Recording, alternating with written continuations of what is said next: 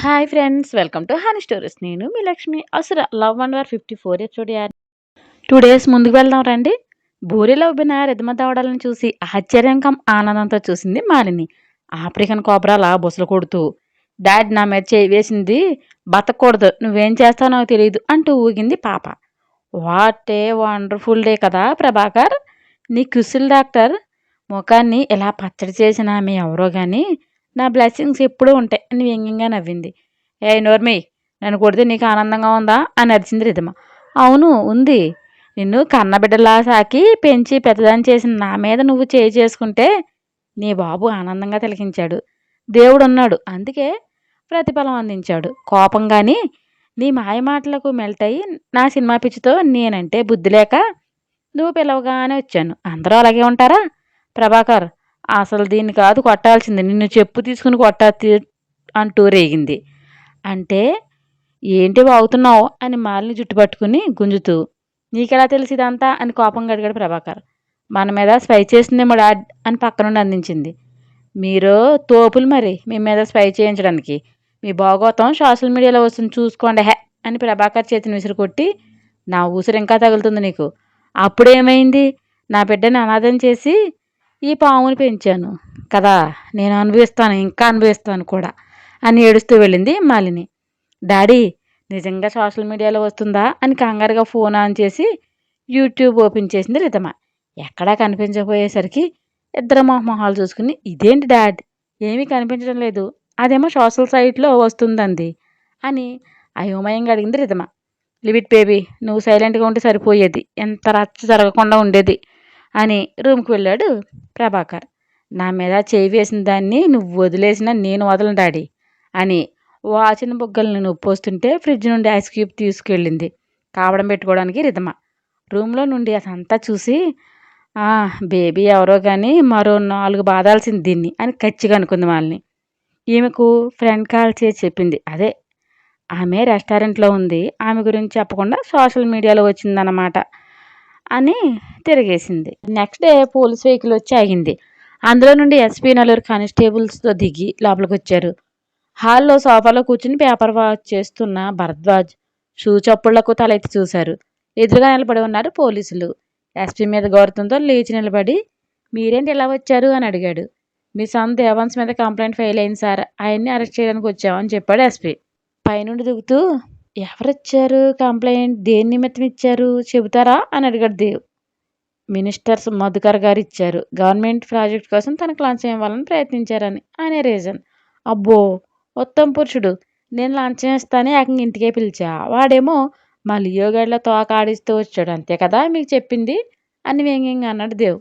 వాడికేం పోయే కాలం, నేను వచ్చి నంగనాచి తెంగబుర్రలో 100 కబుర్లు చెప్పి కూతుర్ని పెళ్లి చేసుకోమని అడిగాడు. మేము కాదు పొమ్మంటే ఉదయాన్నే పోలీసులు పంపాడా, ఇదేం విడ్డోరో అని బొగ్గలు నొక్కుంది బామ్మ. అవన్నీ స్టేషన్కి వచ్చి మాట్లాడుకోండి, మీరు రండి మిస్టర్ దేవాన్స్ అన్నాడు ఎస్పీ. ఎవిడెన్స్ లేకుండా అరెస్ట్ చేసే రైట్స్ మీకు లేవనుకుంటా అని షార్ప్ లుక్తో అన్నాడు దేవ్. కంప్లైంట్ ఇచ్చింది మినిస్టర్ కదా అన్నయ్య, అలాంటి రూల్స్ అంటూ కాబోలు. పోనీ మా దగ్గర ఎవిడెన్స్ ఉంది చూపించమంటారా సార్ అని నవ్వించాను. బేబీ నువ్వు మధ్యలో ఇంటర్ఫీర్ అయ్యి ఇబ్బందులు తెచ్చుకోకు, సైలెంట్గా ఉండు అన్నాడు ఎస్పీ. ఉండను. ఎందుకు ఉండాలి, నిజం మాట్లాడితే అరెస్ట్ చేస్తారా మీసాల అంకుల్ అని టీజింగ్గా అందాను. నన్ను వెక్కిరిస్తున్నావని రవీంద్రకు చెబుతా అని చిరుకోపంగా అన్నాడు ఎస్పీ. చెప్పండి, మా వైపు న్యాయం ఉంది, యాంటిసిపేటరీ బెయిల్ కూడా ఉంది. మీసాల అంకుల్, బలంగా ఉన్నవాడితో పొలగం కలిపినప్పుడు మా జాగ్రత్తలు మేము ఉంటాం కదా అన్నయ్య, అంతేనా అని నవ్వించాను. వాగుడు పెట్ట, బెయిల్ చూపిస్తే మేము తిరిగి చూడకుండా వెళ్ళిపోతాం అని సీరియస్నెస్ నటించాడు ఎస్పీ. మీరెంత ఉదయాన్నే లగెత్తుకుంటూ వస్తారని మేము కలగనామా ఏంటి, చేతిలో రెడీగా పెట్టుకోవడానికి ఉండండి తీసుకొస్తాం అని వెళ్ళింది జాను. మీ సమస్య ఏంటో త్వరగా పరిష్కరించుకోండి భరద్వాజ్ గారు, లేకపోతే పెద్ద హెడేక్ అవుతుంది మీకు అని చెప్పాడు ఎస్పీ. అది పరిష్కరించుకునేది కాదులేండి అని మా బిగ్ డాడ్ ఫ్రెండా మీరు అని అడిగాడు దేవ్. కాలేజీ నుండి ఫ్రెండ్స్, ఢిల్లీలో ఉండగా పక్కనే ఉండేవాళ్ళం అని చెప్పాడు. జాను బెయిల్ పేపర్ తీసుకొచ్చి ఇచ్చింది. నంబర్ నోట్ చేసుకుని ఫోన్లో పిక్ తీసుకుని, ఓకే మిస్టర్ దేవాన్స్, బై తల్లి, వీలు చూసుకుని ఇంటికి రా, మీ ఆంటీ కలవరిస్తుంది అని వెళ్ళారు. ఇందుకే నేను నెత్తి నోరు కొట్టుకుంటున్నాను, పదవి ఉన్న వాళ్ళతో కీచులాట ఉండకూడదని అరిచింది ఊర్మిళ. నా మనవడికి ఎవరిని ఎక్కడ నొక్కాలో తెలుసు కానీ నువ్వు ఓచించుకోకు, నీకు ఇంకా దాని మీద ఆశ వచ్చినట్లు లేదు, అలాంటిది ఇంటికి వాళ్ళైతే ఇంటిని ఎందుకులే అలాంటి దరిద్రం మాటలు మాట్లాడి మహాపాపం కూడా అని హెచ్చరించింది పెద్దావిడ. ఇంకేం ఆశలు మిగిల్చాడు మీ మనవడు దెప్పుతున్నారు. ఏదైనా కొంచెం పద్ధతి పాడు ఉంటుంది. నీ కూతురు తిరిగిపోతూ తాగుబోతు అని మొహం మీద చెప్పారు. చెబితే ఇదిగో ఇలాగే ఉంటాయి పర్యవసనాలు అని దుమదుమలాడుతూ, రేపు నీ అరెస్ట్ గురించి నలుగురికి తెలిసి ఎంత అసహ్యంగా ఉంటుందో తెలుసా అని అరిచింది ఊర్మిళ. నేను నా గురించి ఆలోచిస్తాను, నలుగురి గురించి కాదు mom. So you don't worry అని పరిసరంగా అన్నాడు దేవ్. చూసారా రాజా ఎలా సమాధానం చెబుతున్నాడో అని కోపంగా అంది ఊర్మిళ. చూస్తున్నాగా అని పద అమ్మ బ్రేక్ఫాస్ట్ చేద్దాం అంటూ నవ్వుకుంటూ వెళ్ళారు భరద్వాజ్. మీ అందరికి పిచ్చి పట్టింది, అందుకే అన్నీ ఇంత తేలిగ్గా తీసుకుంటున్నారు అని చిందేసింది. దేవ్ దగ్గరికి వెళ్ళి మామ్ అంటూ భుజం చుట్టూ చేతిని వేసి, కూల్, ఇరిటేట్ అవ్వకు, ఏమీ కాదు, నేను అన్నీ చూసుకుంటాను. నువ్వు ఎక్కువ ఆలోచించి నీ ఎన్ఆర్పి స్పాయిల్ చేసుకోకు. వాడికి పదవి ఉందని బలుపు చూపించాలని చూస్తున్నాడు. మనకున్నది మనం చూపిద్దాం. ఓకే మామ్, ఒకటి చెబితే మైండ్లో పెట్టుకో, ఎవరి స్టామినా వాళ్ళకు ఉంటుంది. పదవి ఉంటే తోపులు కాదు, డబ్బులుంటే గొప్పవాళ్ళు అయిపోరు. వాళ్ళని చూసి వనకాల్సిన పని లేదు.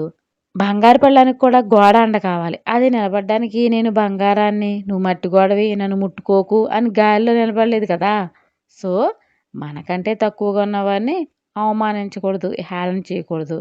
నేను డాడీ చూసుకుంటాం, నువ్వు నెమ్మదిగా ఉండు అని చెప్పాడు. అది కాదు నాన్న, వాడు పగబట్టి ఏమైనా చేస్తాడేమో అని నా భయం అంది ఊర్మిళ. ఏమీ చేయలేడు, నేనే చేస్తాను. ఓకే పద టిఫిన్ చేద్దాం అని తీసుకెళ్ళాడు దేవు. కొడుకు అంత పద్ధతిగా చెప్పాక ఇంకా నోరేమెత్తుతుంది. బుద్ధిగా వెళ్ళింది ఊర్మిళ. అంతా మౌనంగా చూసిన చైత్ర పెదవులు అందంగా విచ్చి, ఎవరిని ఎలా బొట్టలో పడేయాలి నీకు బాగా తెలిసేవా అని చేతిని తిప్పి మెటికలు విరిచింది. చిన్నగా నవ్వి సన్నగా కనుగీటాడు దేవ్. చైత్రను చూసి, ఇది మరో రుక్మిళ్ళ తయారయ్యేలా ఉంది, మాట్లాడటం నేర్పాలి దీనికి, నలుగురిలో చొరవగా మెలగకపోతే స్తబ్దిగా మారేలా ఉంది అనుకుంది పెద్దావిడ. జై 2 డేస్ నుంచి చూస్తున్నా, ఎందుకు అంత మూడప్లో ఉంటావు, ఒకటి పోతే ఏమవుతుంది, అలాంటివి సాధించవచ్చు అని అసహనంగా అడిగింది లయ. మీ అన్నయ్య గురించి మీ మదర్కి కాల్ చేసి అడుగు అంటూ షర్ట్ బటన్స్ పెట్టుకుంటూ చెప్పాడు. మా అమ్మ నాతో మాట్లాడుతూ ఇంకా మా అన్నయ్య గురించి ఎలా చెబుతుంది జై. లుక్ లయ, మా నాన్నయ్య వాళ్ళ ప్రేమను దూరం చేసుకోకూడదు. మీ అమ్మగారి బాధలో న్యాయం ఉంది. నువ్వు తగ్గితే నీ ఈగో హర్ట్ అవుతుందా, మామ దగ్గర ఈగో ఏంటి అని నవ్వు మొహంతో అన్నాడు జయంత్. నువ్వెలా నవ్వుతుండు జై అని ఎదమే తలవాల్చి, నువ్వు మూడీగా ఉంటుంటే చూడడానికి నాకు చాలా కష్టంగా ఉంది డల్గా చెప్పింది. సారీ, ఏదో వర్క్ స్ట్రెస్తో డిస్టర్బ్ అయ్యాను అని తలనిమ్మరాడు జయంత్. నీకోసం ఎవరి దగ్గరైనా తగ్గుతాను జై, నాకు నువ్వు ఇంపార్టెంట్. అన్నయ్య ఎప్పుడు వస్తాడని మా అమ్మని అడుగుతాను అని తల పైకి చూసింది. చెంప మీద చేతిని వేసి నిమ్ముతూ, థ్యాంక్స్, ఏమైనా మన ఓన్ బ్రదర్ లవ్ ఎఫెక్షన్ వేరు. వేలు కాలు విడిచిన వాళ్ళకు మనం అంటే ఎందుకు లవ్ ఉంటుంది చెప్పు. నువ్వు ఎలా ఉన్నావని ధ్యాస కూడా లేదు మీ దేవన్నయ్యకు. అదే జాను అంటే తెగ ప్రేమ కారేస్తాడు. ఎందుకు తను ప్రతిదానికి వాళ్ళతో కలిసి భజన చేస్తుంది. నువ్వు అలా చేయక నచ్చవు. మొన్న టెండర్ వేయడానికి కూడా జానుని పంపించాడు తెలుసా. అంటే అర్థం ఏంటి, తను లక్కీ పర్సన్ అని చెప్పాలనే కదా మీ దేవన్నయ్య తాపత్రయం. అదే వేదైతే అలా చేస్తాడు చెప్పు అని మైండ్ని చేశాడు జయంత్. కోపం కస్సును కళ్ళలోకి చేరింది లయపాపకు. అందుకే నాకు దేవన్నయ్య జాను అన్నమంట. వాళ్ళే శుద్ధపూసలు అన్నట్లు మిగతా వారందరూ పనికిరాని వాళ్ళ చూస్తారు జై. దానికి మా అమ్మతో సహా అందరూ తాళం వేస్తారు. ఇక మా ముసలైతే బెలూన్లో ఉబ్బి చేస్తుంది అని ఊగిపోతూ, నా అన్నయ్య ఎక్కడుంది ఎలా అయినా తెలుసుకుంటాను, నాకు జరిగిన అన్యాయం మనకు తెలియాలి, తనకు తెలియాలి, చెబుతాను అని శబ్దాలు పూనింది.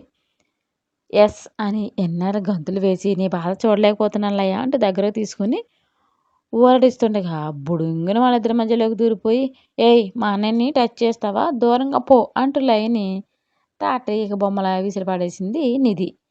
తను నెట్టిన ఫోర్స్కి వెళ్ళి సోఫాలో పడింది లయ. నిధి ఏంటా పని, వదిన అలా నెట్టొచ్చా అని గసిరాడు జయంత్. అంటూ ఏడుపు రాగం తీస్తూ కళ్ళు నలిపేసుకుంటూ, నువ్వు నన్ను కాపాడుతున్నావు రాగం ఆల్యం పెంచేసింది నిధి కోపంతో బుసలు కొడుతూ. ఏయ్ నన్ను నెట్టి నువ్వు ఏడుస్తావేంటి, అయినా నువ్వెందుకు మా రూమ్లోకి వచ్చావు అని అరిచింది లయ. చంద్రముఖి వేరియేషన్స్ పండిస్తూ, ఏ పిల్ల పంది, ఇది మా అన్నయ్య రూమ్, నీదేమీ కాదు అని గుర్రుగా చూసింది నిధి. ఆమె అలా చూడగానే లయకు నోటు రెండు కొట్టుకుని, జై చూడు ఎలా చూస్తుందో అని భయంగా అంది. నీది బంగారం తప్పురా, వదినతో స్నేహంగా ఉండాలి అని జుట్టు అంతా సరి చేస్తూ వెళ్ళి ఆడుకో అని లాలనగా చెప్పాడు జయంత్. కింద పెద విల్లులా ఉంచి గాలి పైకి ఊదుకుంటూ ఇది నాకు నచ్చలేదు, నేను ఫ్రెండ్షిప్ చేయను పో అని బలుపుగా చెప్పి వెళ్ళింది నిధి. వాట్ ద హెల్ జై అంటూ స్వరం పెంచింది లయ. తనకు తెలియక ఏదో చేసింది లయ, లీవ్ ఇట్, నువ్వు వెళ్ళు అని కూల్గా చెప్పాడు. నువ్వు నా భర్తవి, నీ మీద నాకు అన్ని హక్కులు ఉన్నాయి, అయినా అంటరాని దాన్ని వేరుగా ఉంచుతున్నావు. ఏదైనా అంటే ఏవేవో చెబుతావు, కొంచెం దగ్గరకు వస్తే చాలు ఆ మహాతల్లి వచ్చేస్తుంది. ఒక్కసారి 2 సార్లు కాదు, పదే పదే అదే జరుగుతుంది. నువ్వు అసలు నన్ను లవ్ చేసావా జై? నువ్వు చెప్పిన మాటలన్నీ బుటకాలేనా అని ఆవేశంతో అరిచింది. బొటనవేలితో నొసల మధ్య రుద్దుకుంటూ నీకేమనిపించింది? నేను మోసం చేయట్లా అనిపిస్తుందా? నాకుండదా నీతో హ్యాపీగా స్పెండ్ చేయాలని? బట్ నన్ను ప్రశాంతంగా ఉంచడం లేదు మీ అన్నయ్య, ఏం చేయాలి చెప్పు? మనసు పీస్ఫుల్గా ఉంటేనే దేని మీదైనా ఇంట్రెస్ట్ పుడుతుందిలయ్యా. ట్రై టు అండర్స్టాండ్ మీ అని విసుగ్గానే చేయండి. అది కాదు జై అని ఏదో అనేలోపు అమలయ్య అంటూ పిలుస్తూ వచ్చింది దుర్గాంబ. రేగిన కాసిన కోపాన్ని కష్టంగా తమాయించుకుని గిర్రున వెనక్కి తిరిగి చెప్పండి అని కూల్గా అడిగింది. ఏమీ తినకుండా ఇక్కడ ఏం చేస్తున్నావు తల్లి, వెళ్ళు టిఫిన్ చేయి, లేట్గా తింటే హెల్త్ పాడవుతుందమ్మా, వెళ్ళమ్మా అని ఎంతో ప్రేమగా చెప్పింది, కాదు తరిమింది ఆవిడ. జయంత్ వైపు చురుగ్గా చూసి వెళ్ళింది లయ్య. ఏంటంట బాధ అని బెడ్ మీద బ్లాంకెట్ మడత పెడుతూ అడిగింది దుర్గాంబ. ఏముంది, రొమాన్స్ కావాలి, నాతో కలిసి ఊరంతా బలాదూరు తిరిగి బయట తినాలి, ఎంజాయ్ చేయాలి అని విసుగు ప్రదర్శించాడు జయంత్. ఎదురు తిరుగుతుంది, అలా తిరగకుండా చూసుకో అంటే ఇప్పుడు దీంతో రొమాన్స్ చెయ్యాలా అని అసహనంగా అడిగాడు. చేయమని ఎవరు చెప్పారు, అలా నటించు, ఊరించి కవ్వించు, ప్రేమని కుమ్మరించు అని విషపు నవ్వు నవ్వి ప్రతిదానికి ఇరిటేట్ అవ్వకూడదు నాన్న, పద అంటూ భుజం తట్టింది దుర్గాంబ. ఏంటో అత్త లైఫ్ ఎటుపోతుందో తెలియడం లేదు అని దీర్ఘంగా నిట్టూర్చాడు జయంత్. బ్రేక్ఫాస్ట్ చేస్తుండగా ఈ మంత్రి మనల్ని ఇరిటేట్ చేసేలాగా ఉన్నాడు రాజా, కాస్త జాగ్రత్తగా ఉండండి అన్నారు బాలకృష్ణ. ఇవేం తిప్పలు, కావాలని కొని తెచ్చుకున్నట్లుంది మా ఇదారి సంత. కూతుర్ని అచ్చూసిన ఆంబోతుల ఊరి మీద వదిలేసి అన్నీ అయ్యాక పెళ్ళంటూ బయలుదేరి ఎవరి గొంతుకు వద్దాం అనుకున్నాడు అని చిరాకు పడింది పెద్దావిడ చట్నీ వేస్తూ. జీడిగింజంత జీవితంలో జీలకర్ర లాంటి సమస్యలు ఇబ్బందులు వస్తూ ఉంటాయి, పోతూ ఉంటాయి, పట్టించుకోకూడదు అమ్మమ్మ అని నవ్వింది చైత్ర. తింటున్న దేవుకు దెబ్బకు పలమారింది. అయ్యో జాగ్రత్త అని వాటర్ గ్లాస్ ఇచ్చింది చైత్ర. అందరూ చైత్ర వైపు చూసి పక్కపక్క నవ్వి భలే దానివే అని నవ్వారు. ఈ అంటూ పెద్ద సాగేసి ఇకిలిస్తూ రుక్మిణి వెనుక దాకుంది. డైలాగ్ మాత్రం అదిరింది చైతు పాప, కేక అనుకో అని నవ్వింది జాను. ఊర్మిళ లేస్తూ పర్వాలేదు, నీకు మాటలు వచ్చే, జోక్ బాగుంది అని నవ్వి వెళ్ళింది. అత్తగారు తమ కోసం పాజిటివ్గా మాట్లాడడంతో పిల్లకళ్ళు తాటికాయలంత సాగాయి. దీనికి ఏం వచ్చో నాకే తెలుసు, సైలెంట్ కిల్లర్ అని ముద్దుగా శనగడదేవు. అందరూ చేశాక జాను వడ్డిస్తుంటే చైత్ర రుక్మిణి బంతి తిన్నారు. లియోగాడు పాలు తాగి అందరి కాళ్ళ చుట్టూ తిరుగుతూ గంతులు వేస్తున్నాడు. సన్నగా విజిల్ వేయగా ఎగురుకుంటూ వచ్చి దేవు మీదకు దూకాడు. చేతుల్లోకి తీసుకుని కాలు దెబ్బ తగ్గిందిరా అని మెల్లగా నిమరగానే వింత శబ్దాలు చేశాడు. గారాలు పోకు, డాక్టర్ దగ్గరికి తీసుకెళ్తాను అని ముద్దు చేసి పక్కన దింపాడు. సోఫాలో దొరులుతూ సర్కస్ ఫీట్లు చేస్తూ అల్లరి చేశాడు లియో. రెడీ అవుతున్న చైతన్య వెనక నుంచి చుట్టేసి ముద్దులు పెడుతుంటే నైట్ తిరగదీసింది. చాలదా స్వామి, మళ్ళీ స్టార్ట్ చేసావు అని చిరుకోపంగా చూసింది. మెడ మీద గాఢంగా ముద్దు పెట్టి అమృతం ఎంత తాగినా విడిగా పుట్టదే అని తమకంగా పెదవులతో తడిమాడు. టైం ఉంటుంది, అది తెలుసుకోండి. అస్తమాన్ రూమ్ వైఫ్ వస్తే ఎవరైనా చూస్తే ఏమనుకుంటారే, ఇద్దరు జత అయ్యారు కాబోలు మన కోసం తెలిసిన వాళ్ళ గురించి కాదు, తెలియని మీ అమ్మగారు పెళ్ళి పెళ్ళమని చెప్పి నన్ను చూస్తావంటే ఎంత ఎంబారసింగ్గా ఉంటుందో ఊహించు. అడిగితే నా పెళ్ళాన్ని నువ్వే అని చెప్పేస్తాను. యూ డోంట్ వెరీ, మూడు స్పైల్ చేయకు అని ముద్దు పెడుతూ హగ్ చేసుకున్నాడు. ఎదలో గువ్వలా ఒదిగిపోతూ కళ్ళు మూసుకుంది. తల మీద ముద్దు పెట్టి నైట్ నేను చెప్పింది అర్థమైంది కదా, చాలా కేర్ఫుల్గా ఉండాలిరా. నాకేంటో దడగా ఉంది శివ. ఏమీ కాదు, నేను చూసుకుంటాను. నన్ను వదలకు శివ, నేను ఒక్కదాన్నే ఉండలేను, వేద్ గారిని ఫేస్ చేయలేను. నేను ఎందుకు వదులుతానే పిచ్చి, మెల్లగా చెబుతాను, నెగిటివ్ థాట్స్ రానివ్వకు. ఓకే పద, లేట్ అవుతుంది అని నుదుటిన ముద్దు పెట్టాడు. తల పంకించి బ్యాగ్ తీసుకుంది చైత్ర. ఫోన్లోనే అరుస్తున్నాడు మంత్రి ఎస్పీ మీద. సార్, మీరు మా మీద అరవకండి, దేవాన్ శాఖ ప్లానింగ్తో ఉన్నారు. మీరే ఏ ఎవిడెన్స్ చూపించకపోయినా మేము అరెస్ట్ చేయడానికి వెళ్ళాం. బట్ వాళ్ళు లంచం మేము ఇవ్వలేదు, మాకే తన కూతుర్ని ఎరవేశాడు, కావాలంటే చూడండి అని టైంతో సహా ఉన్న వీడియో చూపించారు. పైగా యాంటిసిపేటరీ బెయిల్ కూడా ఉంది అన్నాడు ఎస్పీ. ఏడవలేకపోయారు, చేతకాక వెనక్కి తిరిగి వచ్చిందే కాక వీడియో బొక్క అంటూ కాకమ్మ కథలు చెబుతున్నావా అని అరిచి కాల్ కట్ చేశాడు మధుకర్. స్టోరీ మీకు నచ్చినట్లయితే ఒక లైక్ ఇచ్చి కామెంట్ చేయండి ప్లీజ్. షేర్ అండ్ సబ్స్క్రైబ్ చేయండి బడ్డీస్.